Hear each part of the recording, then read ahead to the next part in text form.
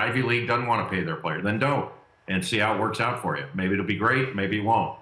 But the market should determine that, not some blanket. Like the thing I had a problem with, Rashad, isn't that individual schools wanted to pay or didn't want to pay.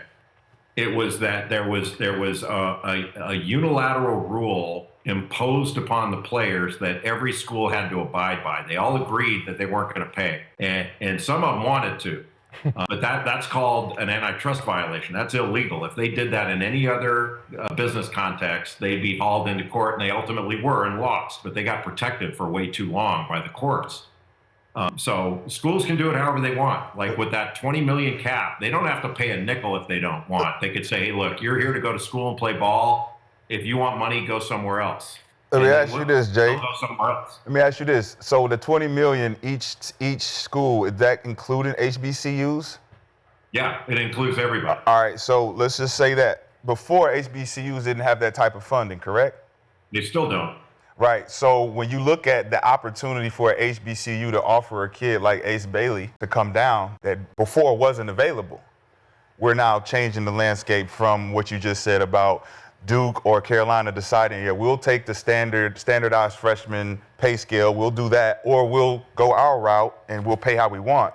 The HBCUs, the Gramblings, the Howards, they can now go chase guys that they couldn't chase before because they have what you would call a cap, luxury tax. And I think now that happens, how do you market when you never had the marketing ability to go after these players? How do you sell? How do you do these things for other universities that are not big powerhouses? Look, the market conditions are similar to what they've always been. So you're still going to have, like, before you could pay, players were going where the environments were the best. So schools were building these lavish facilities to try to attract players. You know, you're still looking at a school of lesser resources going, well, wait a minute, you know, even though they can pay me now, they're not going to pay me as much as if I go to Alabama or LSU. And this particular school, whether it's an HBCU or some low major, whatever, they don't have the money to fly as private everywhere. Yeah. So I want to do that. I want to fly private. I want to play on television. I want to do this. I want to do that.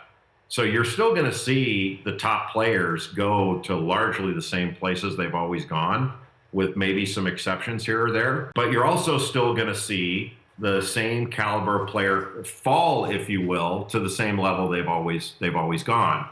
The one good thing about the transfer portal, in my view, and there are problems with it, it's not ideal, but a player who's pegged out of high school, like this guy's too small or he's not as good or whatever, and has to go to some mid-major and then he crushes it, like Walter Clayton Jr. Yeah.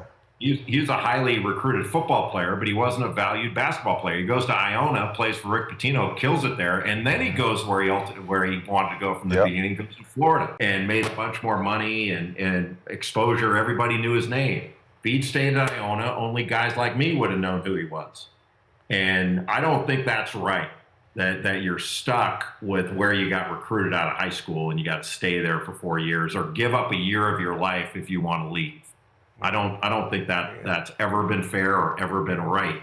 And I think now that's being rectified in the players' favor. Well, Jay, we appreciate you taking time out of your schedule to pull up to Gil's Arena, talk NBA draft, college hoops, and everything else. Wishing you best of luck with everything.